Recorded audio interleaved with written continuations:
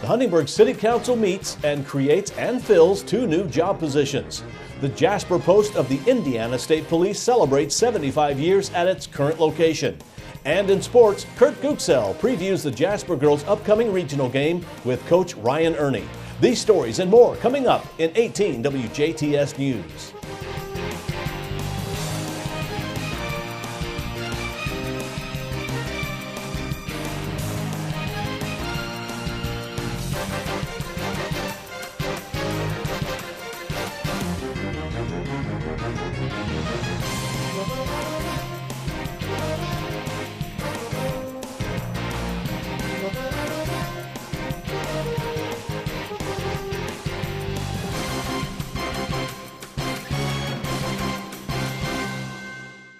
This is the WJTS News. I'm Bill Potter. Last night, the Huntingburg City Council discussed and approved the creation of new positions for the water and energy departments. Last month, the council had approved of splitting the utility superintendent position into 2, an energy superintendent and a water superintendent. Former utility superintendent Tony Traylor is now the city's water superintendent, while John Rudepoler was promoted to energy superintendent. Huntingburg Mayor Denny Spinner says the purpose of the split was to make the departments more efficient with the latest job positions created to further that goal. Spinner says safety is a big key factor in the latest job positions in the form of safety technicians.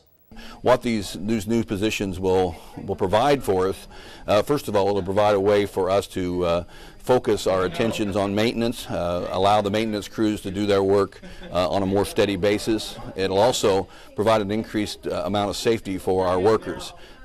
This position will have the responsibility of when our crews are out on a scene, be it in a busy street or in a situation where there needs to be some monitoring, there will be an extra set of eyes making sure that all the safety procedures are being followed and the safety and security of those workers out in a public way are taken care of. And it's a part of a system that we're rolling out. The street department will also be involved with identifying a safety position, and we'll have a safety committee comprised of these individuals working with our risk management director, Don Forster. And we see it as a way to really improve working conditions for all our employees and gain some efficiencies in the day-to-day work that's done by the maintenance crews. Last night, the Huntingburg City Council also approved promoting Rich Tretter to the position of Electric Department Crew Chief. Meanwhile, John Rudepoler presented before the council a detailed explanation of a power outage that occurred in the city last Friday night. Half of the city was affected by the power failure. Rudepoler described to the board how Tretter made every right move he could in the situation. Rudepoler told the board Tretter reacted well to the situation. Rudepoler said the electric department managed to isolate the power outage down to 1 retail customer who received their power before they had to open the next day. Also, at the meeting on Thursday night, the council adopted an ordinance to create a no parking zone on the south side of 1st Street from Jackson Street to the east entrance of the Huntingburg Police Department at the recommendation of Huntingburg Board of Public Works. The change eliminates about 3 parking spaces, but will give officers a better line of sight when leaving the police station on calls. There is additional parking both across and down the street. Earlier this week, the Indiana Association of Cities and Towns announced that Huntingburg Mayor Denny Spinner was recently appointed to the association's board of directors. In a news release, IAC Executive Director and CEO Matt Greller said the Huntingburg Mayor has been continually impressive with his commitment to Huntingburg and passion for those he serves. Greller says Spinner's years of dedication to his community make him an ideal candidate to advocate on behalf of city and town leaders all across the state. Spinner's term begins immediately and expires at the end of this year. He'll fill a board vacancy left by the resignation of Sellersburg Clerk-Treasurer Dave Kinder. With a history of Huntingburg mayors having meaningful involvement in IAC, Spinner says it's an honor to continue the tradition by serving on the association's board of directors. as I came into office, one of the first meetings that I attended was a meeting of IACT, and as I became more aware of this organization, I became very aware of the tradition of Huntingburg serving in this organization. Former Mayor Kemp was the president of IACT at one point. Mayor Belcher was also a very active member and very active in his role while he was mayor. So it is pleasing to continue that presence for small communities in Indiana to be represented, and I'm proud to represent Huntingburg in that board and also other mayors of similar-sized towns. Elected in 2011, Spinner is currently serving his first term in office. IACT also made other appointments to its board of directors, including Evansville Mayor Lloyd Weinecke. Weinecke is filling a vacancy left by Terre Haute Mayor Duke Bennett, who was named IACT's second vice president earlier this month. As the Indiana State Police celebrates 80 years of service to the citizens of the state of Indiana, today marks a special milestone for the Jasper Post. It was 75 years ago that the Jasper Post opened its doors at its current location. The original Jasper Post was located in a red brick building on the northeast corner of 9th and Bartley Streets in Jasper, where the Providence home now stands. During this time, dispatching was done by AM radio only. On February 15, 1938, after 3 years of planning and construction, the process of moving the Jasper Post from the Providence home to its current location at US 231 and Sheeter Road began. Jasper Post 8 opened for business with 18 road troopers and 3 radio operators. The post covered 14 counties in southwest Indiana. Today, the Jasper District covers 7 counties in southwestern Indiana. That includes Crawford, Davies, DuBois, Martin, Orange, Perry, and Spencer counties.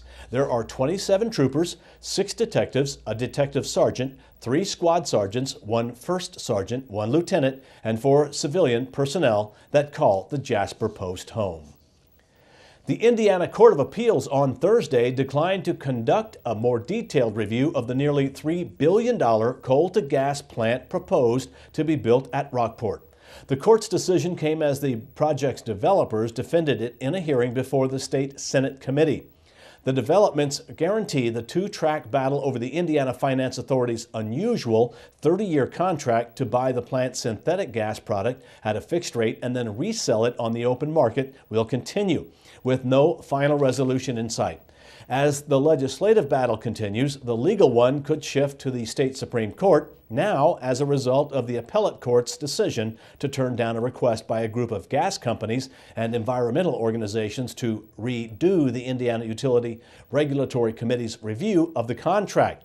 Mark Lubers, the Indiana project manager for the Rockport plant financier, Leucadia National Corporation, called the court's decision, delivered Thursday evening, yet another loss for Vectren.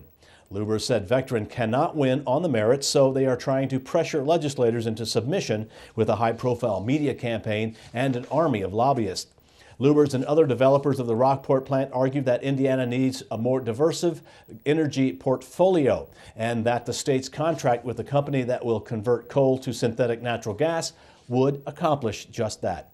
The 30-year deal would tie 17% of Hoosier gas users' bills to the Rockport plant's rate. Opponents point to a nationwide shale gas boom and say they expect natural gas to sell for an amount cheaper than that in the coming decades. Thursday's committee hearing was over a bill by Senator Doug Eckerty of Yorktown. The bill would require ratepayers to be reimbursed every 3 years if the Rockport plant's rates top natural gas prices on the open market. Senate Utility Committee Chairman Jim Merritt of Indianapolis says he plans to offer an amendment and vote on whether to advance the bill to the full chamber at its meeting next week. The second of 2 legislative breakfasts is set for this Saturday morning. The breakfast will take place from 8:30 to 10 a.m. at Vincennes University Jasper campus in the auditorium of the new classroom building east of the administration building. Light refreshments will be available. State Representatives Mark Mesmer of Jasper and Lloyd Arnold of Leavenworth and State Senators Lyndall Hume of Princeton and Richard Young of Milltown will talk about what's going on in the Indiana General Assembly session so far and answer questions from the audience. The legislative breakfasts are sponsored by the Vincennes University Jasper campus and the Jasper Chamber of Commerce. 18 WJTS will air the legislative breakfast session on Tuesday night, February 19th at 8 p.m. After that, the legislators will be moving to Spencer County, as the Spencer County Chamber of Commerce, the Spencer County Regional Chamber of Commerce, also offers a legislative session. This one is a luncheon that is held in Spencer County and will feature Senator Bacon, Senator Hume, and Representative Lloyd Arnold. The Ferdinand Town Council is debating whether to create a fundraising program through its utility billing. On Tuesday night, Town Manager Mark Stezik told the council at their regular meeting about an idea to round up utility customers' bills to the nearest dollar and put the extra cents from each bill into a special fund. The money in the fund could be used for purchasing things like new flags and Christmas decorations to avoid using tax funding. The change also could limit the amount of outside fundraising for such purchases.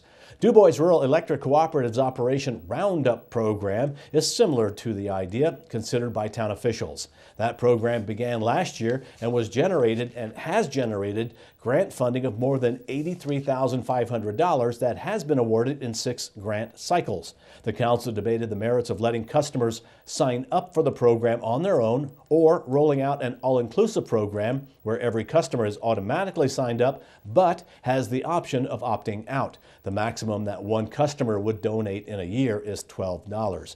Ferdinand Clerk Treasurer Bev Schulteis said the Indiana State Board of Accounts indicated an opt-in program would be allowable, but she did not ask if an opt-out program would be allowed and will check with the board again. The Gruffalo, a family fun series program, will be performing at the Jasper Art Center this Sunday, February 17th at 3:30 p.m. Now, this is the tale of a little mouse who encounters all kinds of dangers on his walk through the big woods. The Gruffalo uses his cunning to scare away a fox, an owl, and a snake, each who want to make a meal of him. He cleverly convinces them not to eat him by telling them about his friend, a Gruffalo, whose favorite food happens to be a fox, an owl, or a snake. This works out very well until he actually meets the Gruffalo, a hybrid of a grizzly bear and a buffalo. The Gruffalo spouts horns and a tail and shaggy fur. When the Gruffalo threatens to eat the little mouse, the mouse cleverly tells him that he is the scariest creature in the forest. And so the story continues. Based on the popular children's story by Julia Donaldson, this performance is played by the English company Tall Stories. It has played in London's West End as well as on Broadway. It has also been made into a short movie. Most recently, Donaldson published The Gruffalo's Child, which also has been made into a short feature film. This is a regional arts program and will not be part of the Greater Jasper Community Schools program. It is sponsored in part by the Indiana Arts Commission, a National Endowment for the Arts, Arts Midwest, and Friends of the Arts. The play is suitable for all ages. Now, this Sunday's performance, that again will begin at 3:30 p.m., will be the only one. To order tickets, call the Jasper Arts Center right away, 482-3070. Prices are $15 for adults and seniors and $8 for students and children. Weather, sports, and tonight's WJTS Inform are still to come on 18 WJTS News.